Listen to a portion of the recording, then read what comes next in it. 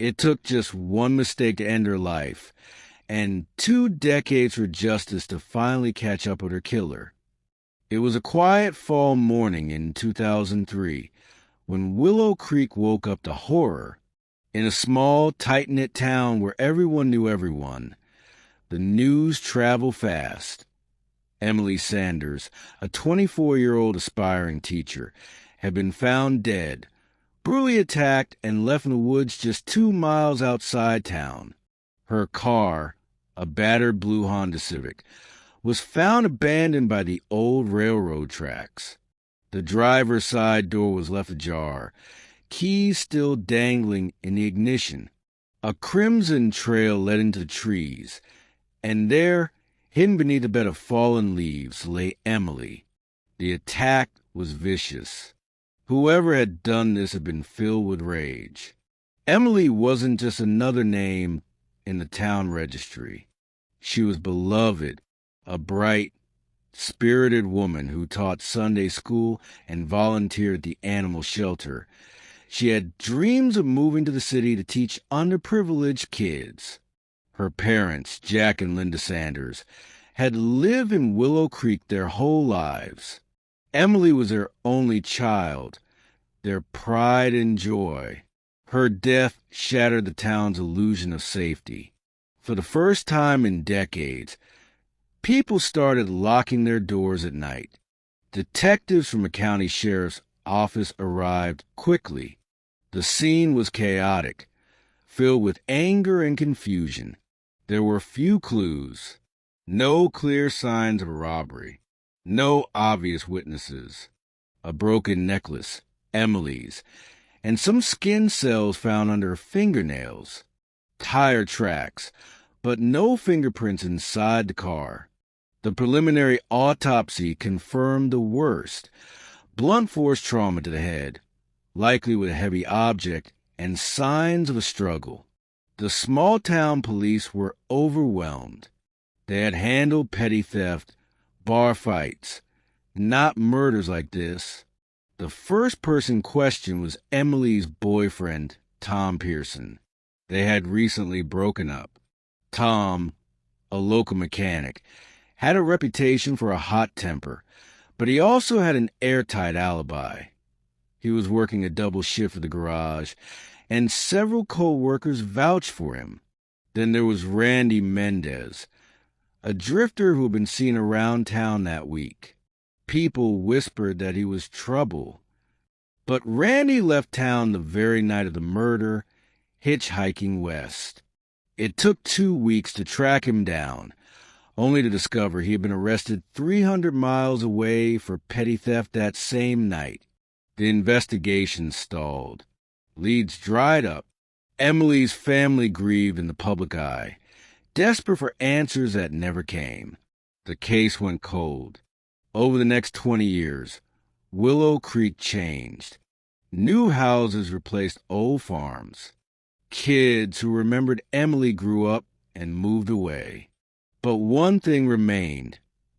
A memorial cross by the railroad tracks, with fresh flowers always appearing, even as the seasons changed. Detective Sarah Whitmore, who was just a rookie in 2003, carried Emily's file with her through the years. She couldn't let it go. It haunted her. The brutality, the unanswered questions, the look in Jack Sanders' eyes at Emily's funeral. And then in 2022, a technological breakthrough changed everything. The evidence from Emily's case had been preserved, a small miracle considering how poorly cold cases were handled back then. Among the items, a cigarette but found a few feet from Emily's car, collected but never processed. Advancements in DNA technology allowed the crime lab to extract a full profile from that, but something that would have been impossible 2 decades earlier. When they ran it through the national database, a hit came back almost instantly. Douglas Reed, a former truck driver with a long record of minor offenses, and one major assault charge that had been dismissed years ago on a technicality.